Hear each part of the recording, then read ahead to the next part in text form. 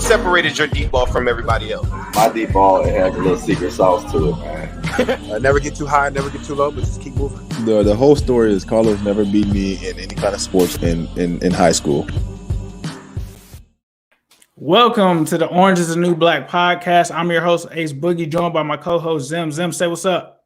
What's going on, world? We got something really, really hot and spicy and all that good. I don't even have the good adjectives that I want to say, but we got something really, really cool tonight. I think we do so much football talk tonight, and we could talk football all day.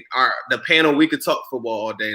Don't get it twisted. But I think tonight we got a very special show. I want to introduce you guys, if you don't already know, Commissioner Yas and Rohan.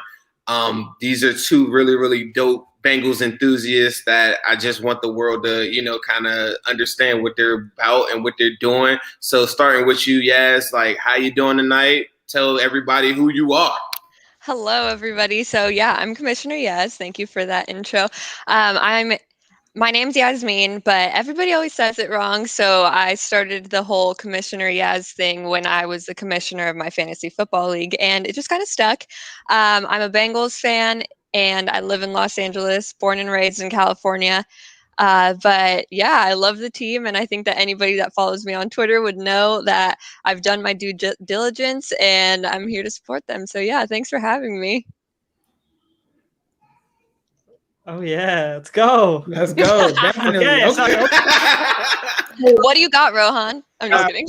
You already know, dressing up like Joe Burrow. I'm surprised he doesn't have the Joe Burrow fit on right now. Oh shit, I should have. The hottest song right now going off in the Bengals community. But Rohan, introduce yourself. I don't know how you guys haven't seen this guy, but go ahead. Okay, so I'm RohanTV. I guess I was born in Cincinnati, and raised in Tampa, but basically I'm a Bengals fan because I was born up there, and my first, conscious memory of life was Chad Johnson. So ever since, I've been a Bengals fan, and I make YouTube videos and try and incorporate the Bengals. And then this past year with the dressing up as Joe Burrow, acting like I'm Joe Burrow, and people are believing it.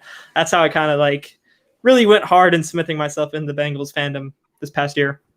Definitely. Tell everybody about the shirt, though, because the shirt says what? If people are listening to this on a pod right now, what does the shirt say? So Protect Joe Burrow. It is my merch. The whole year, all I was saying is we're not going to win the Super Bowl this year.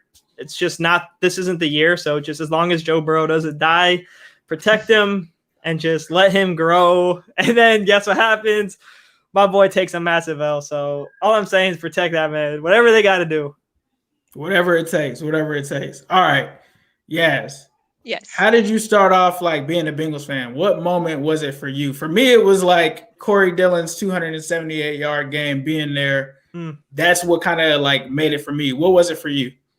So my brother-in-law, when I was growing up, my brother-in-law was into Chad Johnson, and he would always tell me about him. I grew up around Raiders and 49ers fan, diehards, everybody around me. And I didn't really have a team because my mom was on one side, my dad was on the other side. And my brother-in-law, Michael, would always just tell me about the Bengals. And I honestly didn't even know where Cincinnati was. I was just a young girl, and he would tell me about them. And one time I saw that the Bengals were coming to play in Oakland, and I asked him and my sister if they would take me to the game. And I was like, I'm a huge Bengals fan. I want to go to this game, whatever. And they're like, you don't know one person on this team. I'm like, yes, I do, Chad Ochocinco.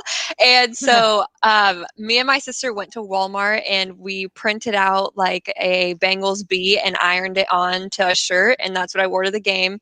That was back when Chad was doing his Twitter meetups.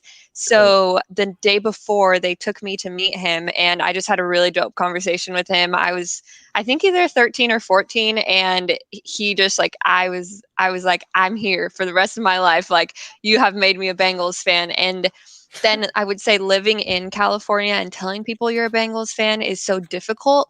So at that point, I had to really own it, and I had to learn the ins and outs of this team, because I knew if I'm going to rep something so hard, I need to really know what I'm talking about. So I would say it started with Chad. I owe it to him. That's dope. Living part of my life in Florida and also in Cali as well. I can definitely attest to where you said that it was either 49ers or Raiders. It was like, and Raiders fans were like diehard. The crazy thing was I was born in Cincinnati. Like my parents got a divorce. So my mom moved us to Cali. And so I'd be in Cali during like pretty much the school year. And then in the summer, I go back to Cincinnati. At that time, like I was still young. And at first it was like Steve Young era and stuff like that. And so I was like, I like Steve Young. And I come back to Cincinnati and they're like, do you know the history between the Bengals and the 49ers? Like the 49ers are the sole reason why the Bengals haven't won a championship. And like, it was crazy because I was like 10 at the time. So that's when I started taking football more serious. Before that, it was just like Barry Sanders, Steve Young, any players that were just good back then. And then like I came at like the wrong time. It was like Dick LeBeau, Achilles Smith. Like we were trash. Like two wins a season, like pretty much what we went through these past 2 years then. But it made me appreciate the team more. So like that's what like once we went like 8-8, I was like, oh, this is like a Super Bowl for us, and it was just like crazy. But Rohan, talk to like how you became a Bengals fan. Yeah, so just two things. I still have a Chad Ochocinco fathead in my room. My room's kind of messy. And then I also have a signed picture of Chad right next to right on my desk. Oh, that's fire. Love that. Yeah, so diehard Chad fan. But yeah, I mean, like I said, the first memory I have is watching them. I believe they lost the playoff game in 05-06 to the Steelers. Oh, God. With the injury. I think that was like my first big memory. But yeah, I was born in Cincinnati. And ever since, just been repping the Bengals like a lot. A lot, bro. A little too much, probably. Somebody's got to do it, and you just got to own it. I love it. Yeah. Right. Yeah. I feel like even as Ace was like telling, you know, like how he became a Bengals fan, and sometimes people ask me, you know, how I became a Bengals fan and different things like that. I feel like it's very important that a lot of people, or I know you guys get met with a lot of pessimistic Bengals fans online, right? And a lot of people that are generally that way are people that don't that live in the times that Ace was talking about. And for me, I was super, super young, and I know that they didn't win that many games. I'm playing like Super Tecmo Bowl, like I'm never picking the Bengals, different things like that. But the memories don't stand out in my head. Like the bigger memories are like 2005 and the winning. And we represent currently a new generation of Bengals fans that a lot of people that are even listening right now, they just don't understand. Like, why do y'all feel like the Bengals are going to change anything? Or why do they feel like anything, you know, like is going to change? And I've been super, super positive, I think, for the most part. I am down on some players or different moves that they make, of course. But speak to, I guess, Yas, like, tell me, like, from your standpoint, what is your, like, when you used to do, like, your motivational things that you would do, like, on a weekly basis, like, it could be just, like, something that you want to do to pump up everybody. But I think there's a big thing to be said for people of our generation and even younger that don't remember any of the bad stuff that most people, I think, are very pessimistic about. Yeah, so for those of you that do not know me or like just started listening or whatever, I started this season a thing called Pep Talks with Yaz, and it was just a joke where every week before the game I would post a pep talk that was me talking to the players. I was pretending I was talking to them in the locker room. And as the season picked up, I started doing pep talks for fans because I was like, the players don't need a pep talk. It's the fans that are just kind of like banging their heads into the wall. And I think that the reason I did that is because how do I explain this? I love the concept of like storytelling in sports, and I do love the game and I could talk about the game, but I love more like, where did the players come from? Where does their motivation come from?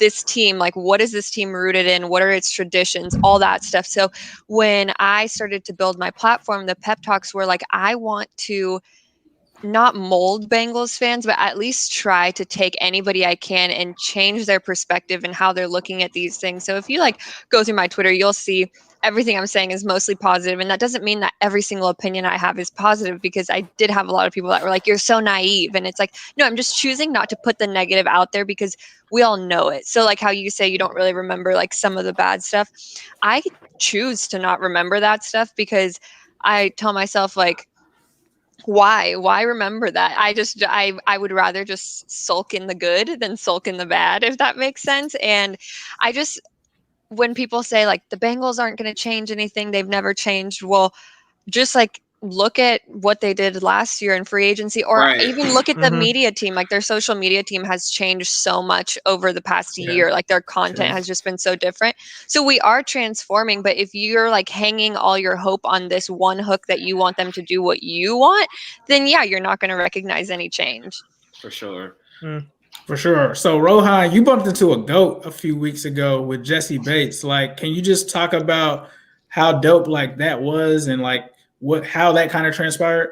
Yeah, so back in 2018, after his first season, I was at Clearwater Beach. It's like a huge beach in Tampa. Everyone goes there. And I was with my friend, and I'm walking on the beach, and I see a guy throwing a football, and I'm like, okay, that guy has all the same tattoos as Jesse Bates, but there's no freaking way that's Jesse Bates. So I'm walking, I'm like, yeah, that's Jesse Bates, my friend. He goes, who the hell is Jesse Bates? I go, he's a guy on the Bengals, bro. Google him. I show him. He's like, bro, that might be him. I get up to him. I go, and I saw the chain. He was wearing the JB3 chain. And I was like, yo, what up, Jesse? And he goes, what's up? Took a picture with him. And then I actually, in high school, I ran on the 4x4 team, on the track team with his college roommate. So between like, I guess I told him that, and that kind of gave me some credibility, I guess, and my YouTube channel. And then he's working out at a gym that I used to work out at. And so I said, yo, like, can I just come by and get a picture? And he was super cool. And it was crazy. I should have recorded it, but I didn't want to be that guy like vlogging it and shit. But he's super chill, and it's crazy because he's only like a couple years older than me. I'm like the player's age now, so I'm not looking up anymore. They're like my friends now at this point. Nah, that's dope. Yeah, me and Zen, we're like the wash player age right now. Yeah, bro. Like, yeah, like, I think because, and people ask me that too, I don't want to be that guy. Like, there's players that, I text like weekly, right? But I don't want to be that guy that's like fanned out or whatever, because to me, ultimately, I don't know how you all feel about it, but I carry like a whole lot of, it's a professionalism with it. And I think you probably thinking like, even with the Jesse Bates situation, like, hey, later on, like, like it might be a situation where I might got to interview him or whatever. So, but there's this level of like, I could never fan out because I have this tunnel vision to getting a Super Bowl, championship. And I would be letting like so many people down. Like, I feel like I just got to like go forward. Like can you imagine, like we're talking to AJ Green, like, like live, like if this is somebody I done bought all his jerseys, I got a chain made after him, everything you could think of. So like, for me to like not just like, what I'm saying? So it's a constant thing that you have to, kind of keep track of, is like, hey, I've got to move forward with my ultimate goal of, moving the fan base forward in this direction. And I think that's probably why you probably felt that way. Like with Jesse Bates, it's like, I can't fan out right now. Like we got a lot of things to do. I think ultimately, like, let me ask you, Rohan, like, what are some things that you want to bring to like the Bengals like nation right now? Like, you've done a lot of things on YouTube.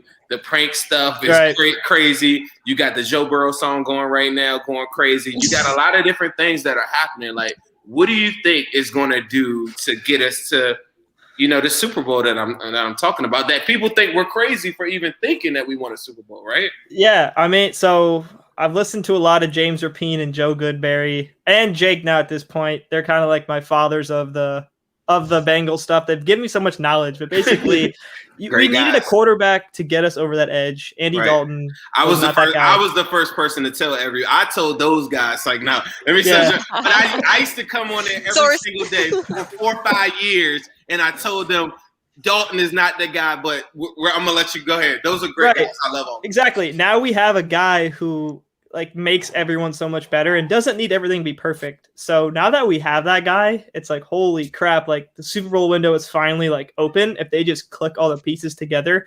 So I kind of want to just be that guy, or just a figure out online, whatever, that's kind of just like pushing people and like getting like the Bengals fandom up. Getting like, because I think they'll be a really good team over the next several years, 10, 15 years. Like, I think Joe Burrow is that guy. There's no reason to not think that. I mean, if you just listen to his interviews, the way he talks, he's just got that moxie where it's like, yo, I'm not losing. But there's just no way I fail. Nah, you're right. He like definitely injected like life back into the fan base, because I think we all kind of got stale on Andy Dalton. Like, we all wanted to just be nice about it because he did so much for Cincinnati. He was a nice guy. He just wasn't getting the job done. But Yas, what do you think we have to do to like get to a Super Bowl? Like what would you say we have to do for Cincinnati to do that? So I agree with everything that everything that you guys are all saying. I do agree that Andy wasn't the guy and that Joe Burrow is the guy. I think that I would say like the word that comes to my head is like fresh. Like we need to keep everything fresh. So not like holding on to players for too long just because they've been there. Just kind of like bringing in new players, bringing in the talent, not being afraid to go out and do what's new and what's different, and not even on the field, but on the content side, on like fans. Everybody needs to be willing to have quick turnaround and understand and be open to new opportunities. I know that like Bengals like front office has this bad rep of like not going out and wanting to be aggressive and stuff like that. So I would say they need to go out and they need to be aggressive. But I do think that we are moving in the right direction, and I see it and I feel it, and just like hopefully this free agency time is going to kind of show us if they're about it or if they're not, and with the draft and stuff. But I think it's coming, and I'm really excited. I like daydream about it in my head. I'm like, oh, this is gonna be so good. I can't wait. I told Ace earlier today, I have a vision that I always see me. I don't, like going down the float on Main Street. So like people that follow me, they always be like, oh, Zim's talking about the float again. Because I really feel like when they win, like I'm going to be riding down this float. And I'm gonna be like on there, and it's I see the photo and everything. And then some people think I'm crazy. Some people will be like, "Oh, okay, that's really dope." I even shared that with the Bengals earlier today. Like, hey, look, I see the float coming down Main Street. So. Hey. And there is something really special about being that dedicated person. I'm sure that it happens to you guys. It happens a lot to me, where when the Bengals do win or they do something good, or there's like a highlight on the NFL Twitter or something like that, I have so many of my friends sending it to me or like texting me like, I'm so happy for you, or I saw that win, or that's awesome, because people know like I've stuck by them. And I think that if we continue to do that, the payoff in the end is going to be so much sweeter. It's going to be incredible. Definitely. There's gonna be some people that you can never win over. I'm gonna tell you that. Like even my closest friends, I could show them how to make a whole lot of money or something like that, right?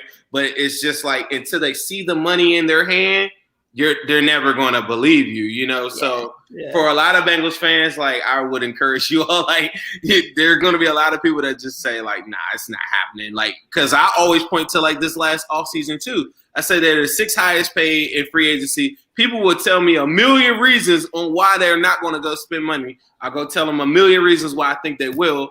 And I'd be like, see, they did that. They'd be like, and just skip right past that. So, I mean, it's always hit or miss, like you said, Zim. But I think like Joe Burrow is just like, and I'm going to take one of your words, it's just different. Like, it's different. Like, I have friends that I've known for a while, never hit me up about too much Bengal stuff. Like, I think it was a game that we lost, and I was still pissed, but we lost it at like the last second. And he was like, bro, I know you upset right now and all of that, but he was like, y'all got one in Joe Burrow. He was like, I don't even care. He was like, just give him time. Like, you guys have one. And I think like that's what the Joe Burrow factor is, like Zim is saying. That's why they spent all that money, right? Everyone knew we were going to get Joe Burrow. So like, I feel like the standards have now risen now. But Rohan, I'm going to throw it back to you. Free agency is coming up. Like, what positions or players, if you were the GM, if you were Rohan Tobin, who are you bringing to Cincinnati? Rohan Tobin. Okay, first and foremost, got to get at least a starting tackle and guard. Through the sources and people that I've listened to, I don't think Taylor Moton, I think he's going to get tagged by the Panthers. Darrell Williams is an option. I don't know a lot of the tackles, but Joe Tooney is definitely like, that has to be a freaking lock. Cincinnati guy, like just give him a huge ass bag, sign him, and then try and get a tackle. I know a lot of teams are gonna have to be cutting dudes, so hopefully a tackle, just someone who isn't so bad that gets pushed into Joe Burrow's lap and breaks his knee. Just, you know what I mean? So something like that. And then in the free agency, or in the draft, I want them to get a receiver, some sort of skill position at 5. So hopefully they can do that. And then as well as defensive line. I don't know. Just spend money and give me a skill position at 5. So yes, you're the commissioner, but we're turning you into a GM. We're giving you, unfortunately, we're downgrading your position, but it's still an upgrade because it's the Bengals. What would you do in terms of like attacking free agency? So one thing that I want to say really quickly, going back to the Joe Burrow thing, that I just want people to know, because I don't know if this message got out to everybody, but it like makes me feel really empowered. So I hope that it gets other fans feeling the same way. But there was a point where before the draft last year, everybody, all the NFL Network and ESPN, everybody was like, Joe Burrow does not want to go to Cincinnati. Joe Burrow doesn't want to do that, saying bad things about us. But then Joe eventually came out and was like, no, I do want to be there. I am happy to be here, and so on. And he was like proud of Cincinnati. And that's something that I really want fans to try to pick up on. And that is where my like fandom came from, is being proud. Like, despite the things that have gone wrong, being proud of like what we have now and what is coming in the future. And I think that's something really special about Joe Burrow. So yeah, I think he just like brought us a little bit of swag and hope, and that's that. But being a GM, if I was a GM, I would piggyback on Joe Burrow and use him for everything. But if we're talking free agency, honestly, let me be really honest, and I say this to everyone, I don't like to get really invested in the off season, because then I feel super disappointed when it doesn't happen, if that makes sense. Like during the draft this year, you gotta speak it into existence though. You gotta and like during the draft last year, during the draft this year, everybody's like, oh, well, some people want Penny, some people want Jamar, some like everybody wants somebody different. And I'm like, isn't it hard to go to sleep at night, like wondering which one they'll pick? Like, are they going to take a wide receiver? Are they going to, I don't know, like but I definitely want them to put a lot of money in Carl Lawson's pockets. So if I was a GM this offseason, what I would do is pay him. I would do that. And it kind of pains me a little bit because I really love William Jackson, but I think that, like Rohan said earlier, other teams are going to be releasing people just to save some space for themselves. So I would take a look at that and see who we can take. But to be honest, I have trust in them. And whoever they bring to me on this team, I will rep them as hard as I can, as hard as I need to. I will find out everything about them, and I will tell everybody why that was the best choice. And that's just the type of fan that I am. Nah, that's facts. That's facts. As soon as you put on those stripes, you're just like in the fraternity. Like we have to, like, even if it's a prospect that I didn't like coming in, I'm like, you're a Bengal now. Like I have no other choice but to rock with you. Right. I mean, to a certain extent too, because like think about it. Like you were saying, like, okay, like how do you sleep at night or whatever? Like so, the real super analytical, I gotta be right Twitter guys or whatever that tell us about prospects, they live and die with their prospects. Yeah. I think that's the difference between me and maybe Ace. I think in regards to like, yeah, we'll talk heavy football and we got our guys, but once they put on a uniform, then you know, like we're all the way in. And I'm with you to a certain extent where some guys, I just kind of like, I watch them so much that I kind of understand their ceiling. So you probably just see me fall back on some of those players. Like I like, you know how you say you don't want to get your hopes up for certain people. Like there's certain players that they pick that I just, in my heart of hearts, I'm like, I know what that ceiling is for that. I'm not going to touch on that, and I'm going to go on, you know, on this route. But but the thing that kills me is the guys that sit there and say, they'll try to look for, say we don't draft like the guy that they want. Like there's a million guys that are in here right now that say, guys and girls, that say, hey, we want to get Panay, right? Say they don't get Panay. They go draft Jamar Chase, right? Jamar Chase could ball out. They're going to look for every single thing that they could think of on why Jamar Chase isn't the pick no matter what. And I think that's the difference between winners and sore losers or whatever you want to call it. Like, and I think that's what makes all four of us like diehard Bengals. It's like the difference between some of these guys that are out here that are talking about this stuff is that they're really, really repping like their prospects and their beliefs so hard that they lose sight of winning sometimes. And at the end of the day, we just want to win. because winning gives everybody in the city the energy that we need. It helps everything out. Like, it helps out, like your pep talks now become way more relevant. Rohan, your gear becomes way more relevant. And I think it makes me like, not upset, but it frustrates me sometimes that I just see so many people that lose sight of that, that their prospect didn't get picked. I don't care about that. Like, I got my guys. I let everybody know beforehand. Joe Burrow was the guy. I went and got Burrow babies, clothing. I was all in. Went and got a Joe Burrow jersey. Say they didn't pick Joe Burrow and they picked somebody else. I'm the kind of guy that I'm gonna remind you that Joe Burrow is still lit, right? But whoever they would have picked, I would have rocked with them. But you'll see that there are a lot of people that just want to go with their prospects.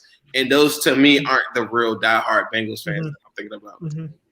So, Rohan, I got to ask you, bro. Mm-hmm. And Yas, I'm coming for you next with this. Okay. I need your top 5 Bengals of all time, bro. In order? In order. All right. Number 1, easy. Too easy.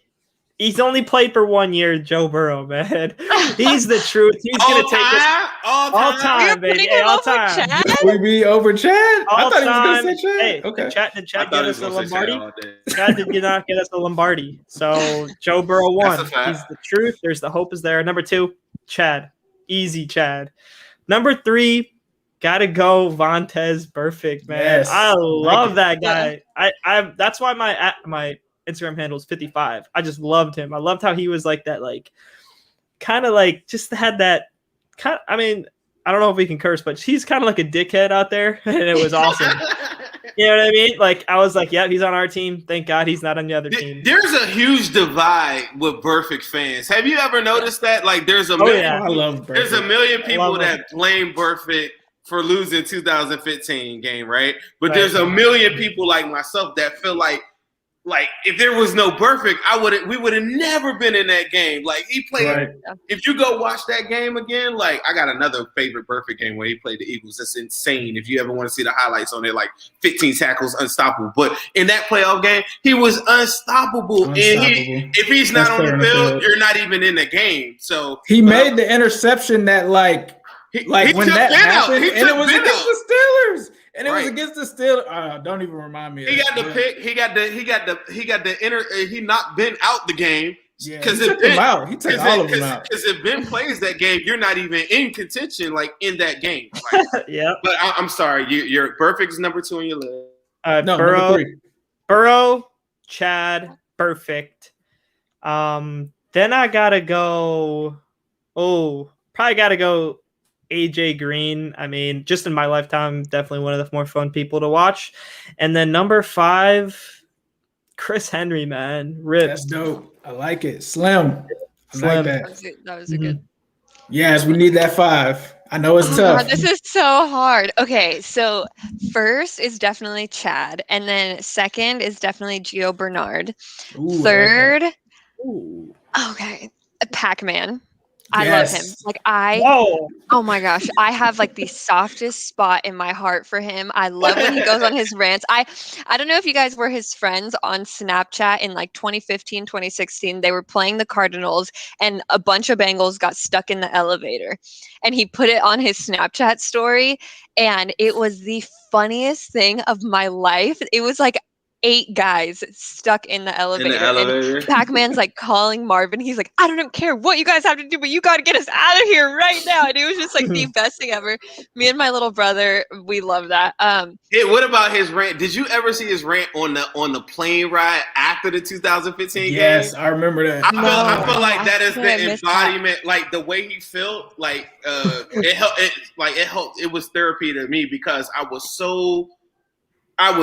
in Miami. I remember where I was. I was laid on the floor in a hotel room. Like, I couldn't even move. I was so shocked. But seeing his reaction to it, I'm like, yeah, somebody else is as upset as mine as me. Like, if you go YouTube it and just Google it, like, go look it up. It's hilarious, but at the same time, he's like our Marshawn Lynch. He's had some epic moments, like the Terrell Pryor is trash one, where he's like, Terrell Pryor is garbage. Terrell Pryor is garbage. Yeah. He's amazing. Yeah, I do. I love that. Okay, so I think that was 3. I think I went Chad, Bernard, Pac-Man.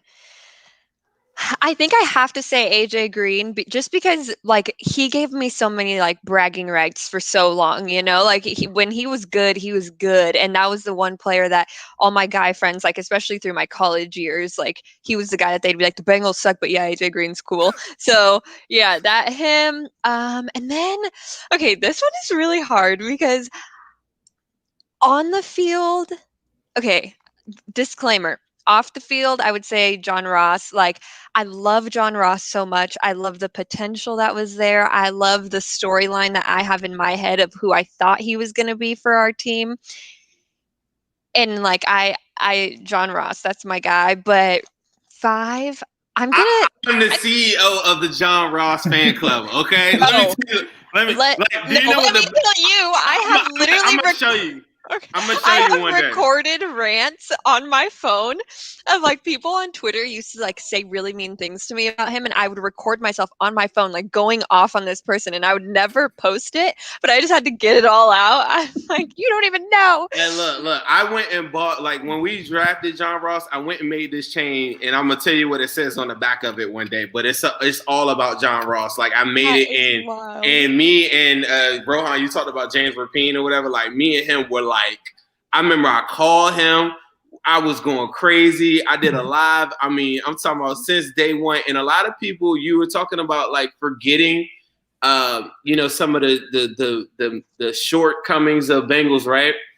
I feel like I don't forget those things that happen. I just learn lessons from them. So the next time a John Ross comes up, it might make me a little bit skeptical on like drafting the John Ross because I think about the city.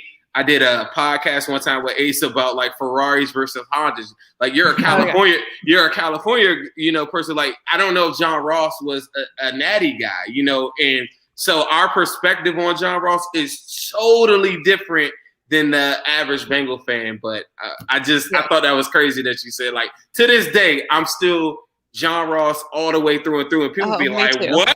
I'll be like, yeah, like he's going to tear the league up when he gets the right opportunity. Yeah, I can't wait. I actually used to always tell James, like, anytime you can ask, I would say last season, like when John Ross was out just like with the illness and we didn't know what that was, I was like, anytime you get a chance, can you please ask what's going on with John Ross? And he would always be like, yeah, it's like, I couldn't, like, I have one question. I'm not asking him. I'm like, please just tell me. But yeah, so that was my 5th, but I also really want to put Joe Mixon on there, like, because but also Jesse Bates. Okay, and I know these are all super recent, but the reason that I say that is because I feel like they are on this new. But Tyler Boyd. Okay, hold on.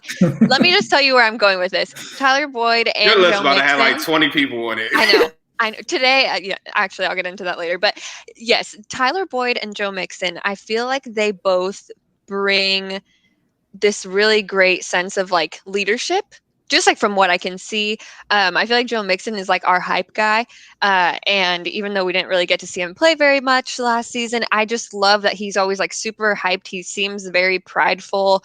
And I feel like they play that role, or Tyler Boyd just like carrying himself. Like when Tyler Boyd got taken out of that game against the Dolphins, was it the Dolphins? Yeah, when they all stormed the field.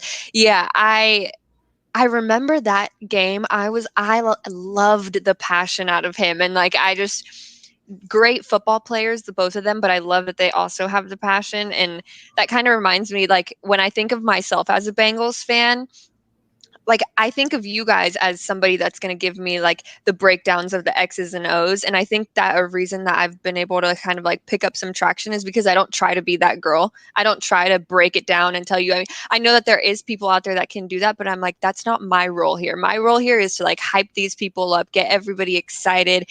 And somebody like Joe Mixon and Tyler Boyd are people that inspire me to do that. So they are also on my list of top 10.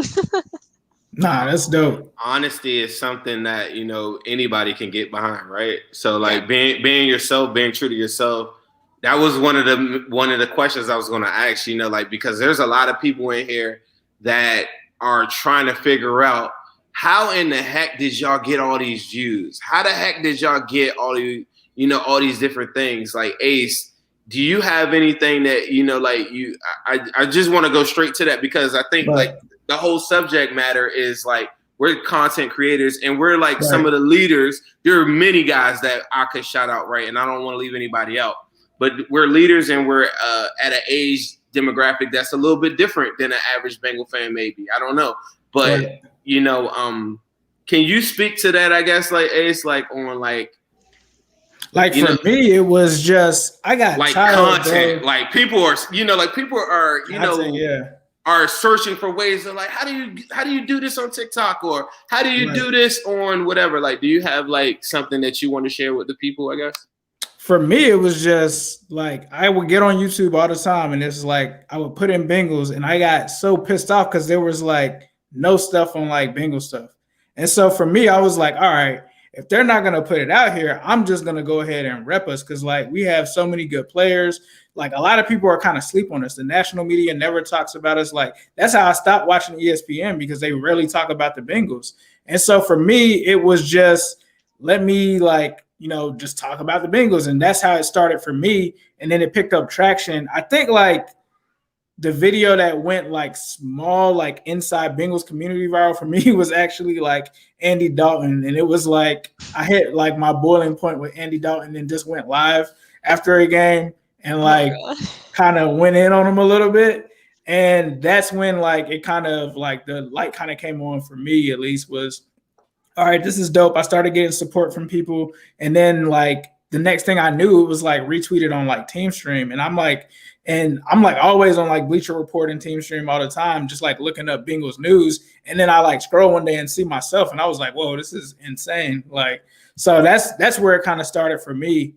I'm nowhere on the level of these guys up here, but that's where it kind of started for me with YouTube. That's where the passion kind of came from. And it was just like, I'm just going to try to take this and do what I can to like leave a big mark on it. And obviously there's way other YouTubers other than me that definitely do a great job putting out Bengals content. And it's dope to be able to like reach out to them and connect to them and talk to them. Like the first time someone talked to me was, and I was telling Rohan this, it was Ingraven. He jumped in, I mean, not Ingraven, Flimlo Raps. And he jumped in my like DM on Twitter. And I was like, bro, he watches my stuff. Like, this is crazy. He gave me pointers and stuff like that. And it was just that just kind of kept me going.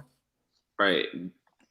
Like, I guess I was saying too, you know, like, is there a formula without giving people the secret sauce? Like, is there a formula to what you do? Like, you know, like for me, every day when I wake up, it's the easiest thing I've ever done. Like, I know I have flexibility in my day, but it's the easiest thing I've ever done because it's one of my passions in life. Like, is there a formula or something that you just kind of stick with? For me, not really. Like, I have like, obviously I have like steps and stuff like that. But for me, it was like, and Rohan knows this. I mean, he knows this way more than me. It's a lot of trial and error with YouTube because like you're going to start out like only getting 10 views on like your videos and stuff like that. So you have to get creative in terms of your thumbnails, you know, in terms of posting stuff everywhere, finding interesting topics to talk about. For me, it was tough, bro, because like I was still at my job and stuff, and I'm still at a job now, and I still have my career now. So like I'd have to like sneak out. I tried to be like the guy that would like come out with a video immediately, like Marvin Lewis is leaving. Like I'd have to like run into the break room and make sure that they couldn't hear me and like go live and like whisper. So it was just tough for me, but like to me, it was just consistency, like trying to be consistent, trying to post as much as possible, trying to just change stuff up. Like that's what it was for me, at least. So it wasn't really like a secret sauce per se, but it was just consistency. What about you, Rohan? You got like a secret, without giving out the secret formula to the Krabby Patty? Tell us like, the secret formula. I need to know. Like without telling everybody how to make the Krabby Patty, like is there like something that you like stick to? I think part of it's so tough nowadays. I mean, just with how oversaturated social media and everything is. But I mean, as far as just like the basics, it's like staying consistent, being yourself and authentic definitely helps so they can connect with you more. Like the pep talks, like that's your authentic self. These live streams with you guys just talking, chopping it up, that's always key. But consistency and quality. But nowadays it's like, honestly, the long form content like podcasts, while those are so valuable, a lot of like football content, people just want, or any content in general, they want to consume it quickly. They don't want to, like TikToks, if it's not interesting within the first literally 1 second, screw it, keep going.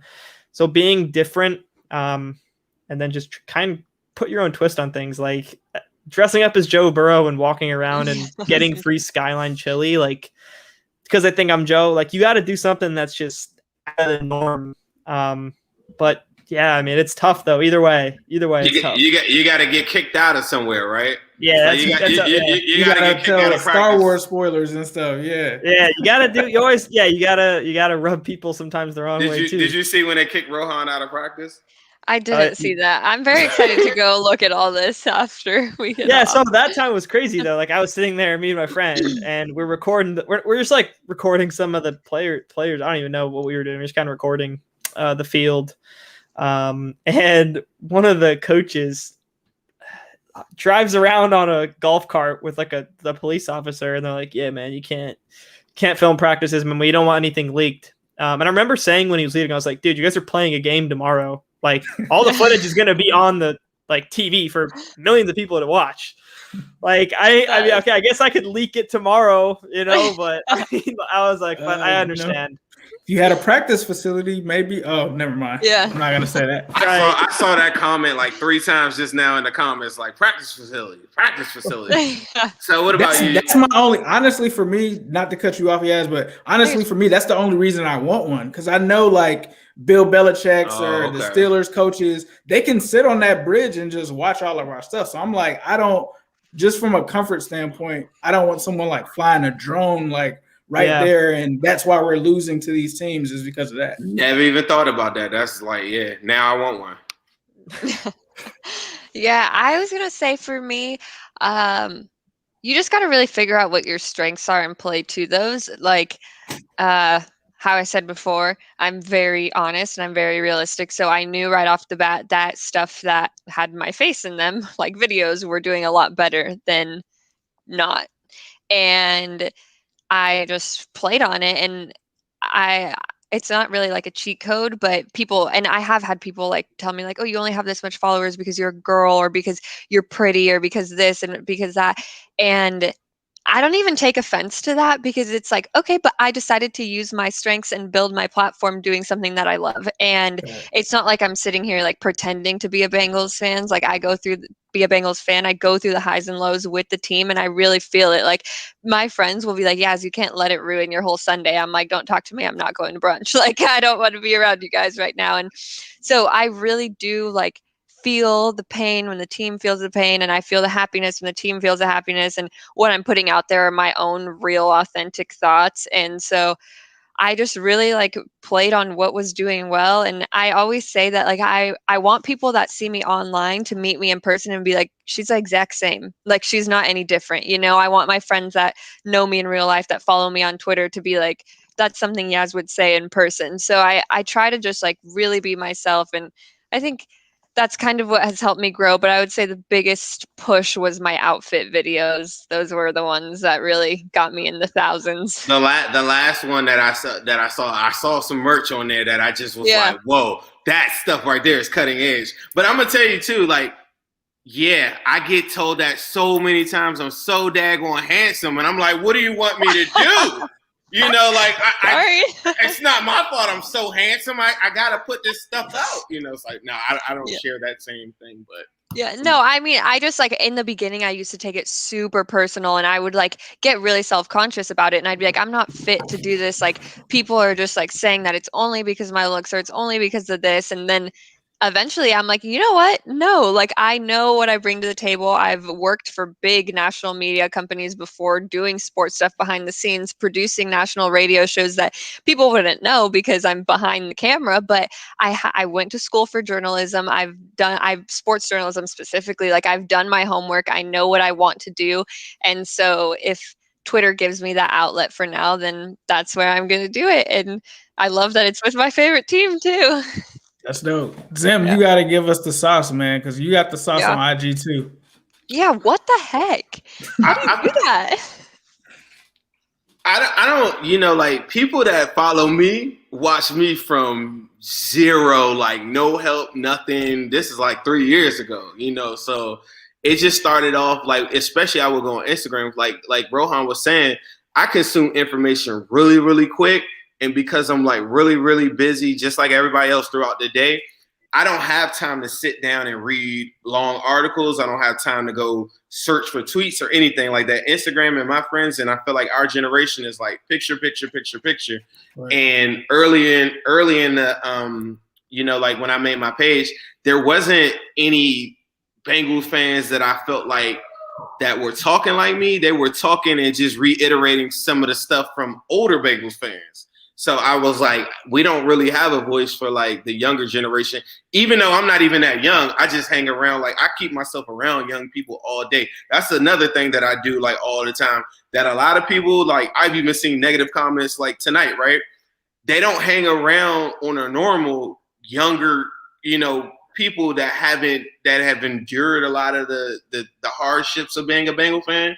So I kept myself around young people, even like early on. Like it was a kid that messaged me on Instagram. He said, man, I'm going to go to a Steelers game, but I'm scared that they might like beat me up or something like that. So I went with him to a game. We went live at the game. We're at the 50-yard line. And that day, because it was like the realest thing that I think people are, I probably got like 500 followers just off of that. And then from there, I would go live. I would challenge like Steelers fans. Like that was one of my things early on. And now I do have a dedicated Zim versus Steelers page that I do with my guy Snoo or whatever. That's a whole nother page. But early on, I think because Marvin Lewis was so hush-hush when they would go play the Steelers and stuff, there wasn't, we represent this Ocho Cinco era. So there's a lot of people that talk that stuff and are willing to back up stats, back up the play. And I knew I could perform if you put a camera in front of me or you put a microphone in front of me. I'm not going to back down. So I've always felt like that from day one. That's how I've always been. Like I was telling Ace early on the phone. I'm like, I was homecoming king at my high school. Like I ain't never shied away from no moment. So like if like to have that bravado attached to the Bengals organization is something that I think was lacking, because so many times the Bengals will go play the Steelers and the players will be like, yeah, it's just another game and da-da-da-da. Like you need somebody to jump out there and say like, nah, we're not scared. We're going to do it. We did a show with Mike Daniels last week. He was like, man, we came out there. Like I was talking to him. I was telling him, y'all ain't got it. Go home, pack it up. And you can't have a whole room full of those alphas or whatever, but you got to have somebody in there that's going to have a voice like that. And I feel like I just came in. Life is about timing. I just came in at a good time where Instagram really wasn't really popping for the Bengals. Like now there's a bunch of dudes. Like I mess with my man Jared, Bengals.Central is one of my favorite pages on Instagram. It's a bunch of dudes on the gram that I love. And I always keep myself around young guys. And we just have a different message that I think we're putting out, that older generations of Bengals fans, which I respect, because if you're still a Bengals fan, like you're a special person. But we just got a different perspective on how this thing is going to happen and how we're going to get a trophy. So even the people that's like, why are they so daggone positive tonight or whatever? It's just like, you got to understand perspectives. Like, I didn't lose with you. You know what I'm saying? I know my losses and I learned from mine and I'm moving forward. I don't really have time to sit back there. And I've always kept that same tunnel vision to this goal that we're trying to achieve collectively as Bengal fans. And as long as you don't lose sight of that, it's never been about me. Like I used to very rarely even show my face. Like early on, then I started showing my face. People be like, oh yeah, bro, like you got to talk more and stuff. So I started listening to the people and stuff like that. Although, like I said, I'm probably not the most handsome person in the whole entire world. I think just the bravado and like the attitude that I had is something that the Bengals needed at the time. Now I'm pretty sure it's probably a bunch of people talking trash now that we got Joe Burrow, but that's what I've been doing all along. Even when Dalton wasn't performing at the level that I wanted or the players weren't, I always kept the same attitude that you're not really that far away from losing like you think. But if you really take the time to like look at the players versus the other players that we're playing against or whatever, you'll see that we're not that much different. And it's a thin line between winning and losing. Nah, that's real. So one thing that was weird for me, I think like I wasn't aware of how many people like Bengals fans watch my stuff on YouTube. So like I went back for, I think the 49ers game. It was a home opener. And I'm just walking around like I'm just a casual fan. And then I start seeing people like point to me. Like actually I was with my cousin and he was like, do you see that those people like pointing at you? I'm like, nah. And he's like, Ace, Ace, Ace. And I'm just like, my real name isn't Ace. So I'm like, what? And I'm like, oh, all right, cool. So then I start like taking pictures and stuff. What I want to ask you guys is, like, now that you kind of go out, like, what is that like for you to now kind of be like approached by Bengals fans? Rohan, I guess we'll start with you. Wait till you go to the Natty. Like, that's going to be a whole different. It's different. But. It's different. Yeah. I think was that 49ers game? Was that 2019? I think I was at that game. The one we got blown out. I was so. Yeah, I left the game. That. I'm not gonna lie. I left the game in the third quarter. Yeah, that was hard to watch. But John Ross caught a touchdown on that game. I believe he did. Yes, sir. Right. As far as being approached by Bengals fans, it definitely when I go to the games, I get approached a few times by Bengals fans. But I do also get approached from just people knowing me from my YouTube channel. It's pretty crazy. It's a special bond when it's a Bengals fan, though, because I'm like, oh, let's go. Like, I'm so excited to meet you, man, because we share the same pain on a daily, yearly basis. So it's definitely a little bit different. But yeah, it's a different connection. It's crazy, man. And people definitely, like, if I was wearing like this shirt, if I'm in public or I'm wearing really anything Bengals, people will be like, oh, like, you're a Bengals fan? I'm like, yeah. They go, oh, I love Joe Burrow. And I was like, yeah. I mean, hopefully when they start winning, maybe some people start jumping on the bandwagon. See. Yeah. I always say, I'm like, you're welcome on the bandwagon, but don't forget where you started. So I actually, funny story, I have only been to Cincinnati one time in my life, and that was in 2019. And it was just because nobody ever wanted to go with me. Everybody was like, no, we're not going to Cincinnati. So I've seen the Bengals play maybe like 12 or 13 times, but never, or only once in Cincy. All the other times, one time I went to a Raider Bengal game by myself. That was crazy. That was like, I walked in there full Bengals gear. I'm like, I'm not scared. Take me to the black hole. Let's go. I'm like, let's do this. But no, that was a good memory. Actually, when I did go to Cincinnati, though, there was somebody that I had met at the Bengals Seahawks game at the beginning of the season, and his name's Dante, and he was so cool. He got the game ball from Dre Kirkpatrick, which happens to be one of my favorite players ever. I can't believe I didn't mention him earlier, but I love him. And yeah, he's the best. So this whole time, yeah, I swear you've named everybody that I feel like I'm like closest with. Don't you feel like AJ? Really? Like everybody that you said, like the perfect Pac-Man, AJ, like all these are the guys that I feel like I've been like that welcome me in. Like, yeah, like I love that. I could call today. Like that's the funny. Yeah. Love that. So yeah, I would say he got the game ball from Dre after that, and I saw him get it, and I was like, hey, and he had these cool pants on. We started talking. I asked to take a picture with him because he had the game ball, and I just thought it was funny. And we took a picture. We exchanged numbers, and I texted him when I got to Cincinnati. I was like, hey, I'm here for the game. It was against the Steelers in 2019, and he was like, let's meet up like at this place during the game. And then there was another guy named Sean that I had met at a different game the previous season. I texted him and I was like, hey, I remember you mentioning you had season tickets. I'm at this game if you want to meet up again. And it was like section 158, and I ended up having like 8 people come meet me, and it was a really special moment because I had met all of them at different stadiums, never in Cincinnati, and we were now all happened to be at this one game again together, and it was really awesome. I really liked that. But yeah, I'm excited to go to Cincinnati again, like next time, because that time I was just like such a newbie. I didn't know where I was going. I wanted to tailgate so bad, but I like did not know. I was like, where do I go? What do I do? Like, somebody help me. And yeah, it was fun, but I'm excited to go this year. I'm there like multiple times. This year was supposed to be the first like week 1 home opener in like 12 years. And then of course we get hit with COVID. It's like, man, that was going to be a good time. Go ahead, son. I'm going to tell you, like when it does open back up, if we're ever at the same, the same game, like I'm going to tell you, like, yeah, you're going to feel like a rock star, because one of the, like, there's some, like, even my avatar for YouTube or whatever, like one of the, like the craziest things to me is like, okay, like, yeah, like Ace is telling me like, I'm doing a lot of stuff on Instagram, but in my mind, I wake up every day and all I'm doing is just Bengal stuff. I go to a game, I'm not thinking nothing like that, but I would sit down, and then as soon as I'm sit down, like, hey, people like, hey, take a picture and stuff. I'm like, all right, that's cool. Then it happened a lot, And then even like our guy Malik, he'll tell you like he does he's got a great show that he does in his the Right Way, right? The Right Way Network, yeah, the Right Way Network. And even like there were so many of us that ended up meeting up because everybody was just starting to like kind of connect. And we beat the crap out the Ravens at this one game I'm talking about. It was a Thursday night football game. AJ Green had like 4 touchdowns.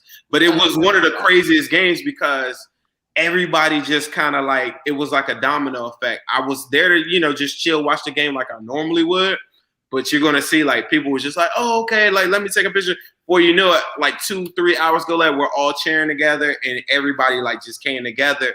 And it's an energy with winning that a lot of people that don't understand like what's going on right now, like they don't understand like what's happening because they're just so used to losing, I guess. But it's something, if we start winning and we're all there in all these different moments, like I'm gonna tell you, it's gonna be like an experience like you never had because my tailgate's there. Everybody always welcome me. I always play football in the parking lot. Like cool. Like I got some great memories from Paul. Tailgates are dope. Like I will say that. Like when we went to that tailgate, like that 49ers game, I don't know, Rohan, if you were there, the energy was different because this was like Zach Taylor. It was right coming off of Marvin Lewis. Like everybody was excited, bro. Like everybody was excited in that 49ers game. And you got to remember, it was after John Ross just like went off against the Seahawks. It was a close game. We felt we should have won that Seahawks game. So we just knew that we were going to beat the 49ers. And it was just like, man, it was deflating. It was like all the way up here. And then after that game, it was just like, man. Mm-hmm. I will say that when I went to Cincinnati, I was like, I was like really disappointed with the fans around me because so we had been losing. It was the 2019 season, wasn't like the greatest season, of course. And actually we hadn't won at all at that point. And it was the second time we played the Steelers. So it was like when Mason Rudolph came in and Tyler Boyd caught a touchdown in the end zone. And I was in that section. And one thing on my bucket list was to see a touchdown at Paul Brown Stadium. And that like moment meant so much to me. Like I was waiting and we weren't playing very good that game. And I had flown all the way there from California. And like, I was just kind of like, dang it. And so, but like, I was still like standing up cheering, whatever. And then like when the touchdown was caught, like it just did something so special inside of me. And I have a video of me reacting to the touchdown and I'm like so excited. I'm like jumping up and down and it's half because we scored and half just because I've been waiting for this moment for so long. And I was like so excited and emotional and everybody around me was sitting down and I didn't even end up posting the video. I was like, this is so embarrassing. I was like, why is nobody excited? We just scored. Like, but I think that is also something that I think about all the time when I think about the fan base and think about like a new movement and like this whole like new stripe and all that stuff. That's somewhere where I really like, I want to change that because I never want to go to a game at Paul Brown Stadium again where we score a touchdown and everybody's sitting down. You know, like that's something in my head that like I will know it could happen. I know, like it's just it could happen. Was like it was just so like I was like, are you guys kidding me? But I don't know. That's like just the culture. I'm really excited about that's why the Bengals need us for. Like I feel like we all bring all like, I don't know if they're watching this tonight, but it's bigger than if they're thinking short term, like they just want to get a couple people in the stands and stuff like that, then they're missing out on what we all offer. And we all have such a different thing that we do. And that's why I think it was so important that we even just did this show tonight, because long term, there's some things that they could do that I know would keep fans cheering, like no matter what, where it's an experience. Like I live in DC, the Washington football team, whether they're winning or losing, the city moves with this organization. Like if they win or lose or whatever, it doesn't matter. Like of course they want to win, but there are things that they've done. And of course they've won Super Bowls too, but there's things that they've done that I watch, I observe. When the Nationals just won their title and the Capitals won their title, I was at their parades and stuff. I'm like taking notes and doing all these different things. But there were things that they did throughout the year that they should contact us for. I think if they really want to like keep this thing going, because it should be an experience. Like, and some of the things that Elizabeth Blackburn has said recently, I think are very exciting too, because it should be an experience. And I think we all have some really great ideas. With that said, Ace, Rohan, and Commish, do you have some things that you want to leave the Who Dey Nation with, like just closing out the show tonight? I'm just gonna say, yes, I'm with you. I've been in one of those situations where I was at a Jags Bengals preseason game and Gio scores a touchdown and I just lose it, and I'm surrounded by Jags fans and they're like, "Dude, it's preseason." I'm like, I don't care. But I think like this is just the culture moving forward. Rohan's doing what he's doing, making dope videos, putting the Bengals out there with viral videos. Yes, you're doing your thing with the pep talks. Zim, you're just going to zim and be dope and hilarious and have so much sauce. And that's just what the culture is. I think that we're just bringing a new culture. And Zim, when we first started this, that's what we said. Like, we want to make being a Bengals fan cool. Like, it was all about the culture. And I think like we're all doing that.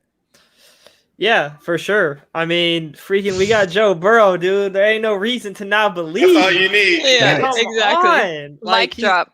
Such a cool guy, such a good guy, and he's about to ball out this year. Healthy knee, man. But yeah, like I said, man, just like Jesse Bates says, just believe. That's all I can say. Yes. Yep. There's levels to this. Oh yeah. Hashtag Tyler Boyd. Big levels. Yeah, I think I would just leave everybody with, let's look forward to the future. There's a lot of exciting days ahead, and I'm really excited to see what new additions we have to the team, and we'll get to work. And with all this positivity, I don't want anybody to get it twisted. I'm gonna be pissed at the Bengals like on a weekly basis for certain things. Even when we won. Oh yeah, of course. Hey, remember when we had some wins and people were like, "Why y'all sound like y'all?" I remember when we said the tank and they like killed us. We said the tank for Joe Burrow and they murdered us. They were like, "You guys aren't real fans." Like, right? They killed it. And them same people that are the biggest Joe Burrow fans. And even after this last year. Even in the Titans win and stuff, I remember me and Ace, we came on there, a bunch of people, Demon was like, "Why y'all not really that happy?" I'm like, because my expectations are there's really work to high. do. Like, yeah, there's a lot of things to do. So that's what I would leave everybody with too. Is definitely work to do. Yeah, it's like for sure. So I want to say big Who Dey to everybody that joined us tonight. Please make sure you check Yas out, Rohan, tell them where they can find you at on Twitter. Yas, tell them where they can find you at. Anywhere, however y'all want to plug y'all stuff. Rohan, you want to go first? Yeah, so just type in my name, Rohan. It's Rohan Coley 55 on Twitter, and then just YouTube, RohanTV. Same with Instagram. Just type in Rohan, I should pop up. But just believe, guys. Let's get this. Yeah. My Twitter is at Commissioner Yas, and yeah, my Instagram's tagged on there, but my Twitter is more where I do Bengals stuff. So yeah, and also Zim, you weren't here, but I did tell Ace before this. I used to always say, like, all season last year, I was like, why will they not ask me on their show? Like, I've been asked on so many shows, but I was like, I will know I made it when I get asked on their show. And so when you reached out to me, I always was like, do they not think I'm cool? Because I've always thought you guys are so cool. And like, I'm not even gonna lie, like, I really always thought you guys were so cool. And I was like, why do they not talk to me? So once I started seeing some support from you guys, it really put some more gas in my tank. So I appreciate you guys having me again. And this has been great. Fuel up. We about to go and take it to the moon, baby. Let's go. Let's go. Thank you.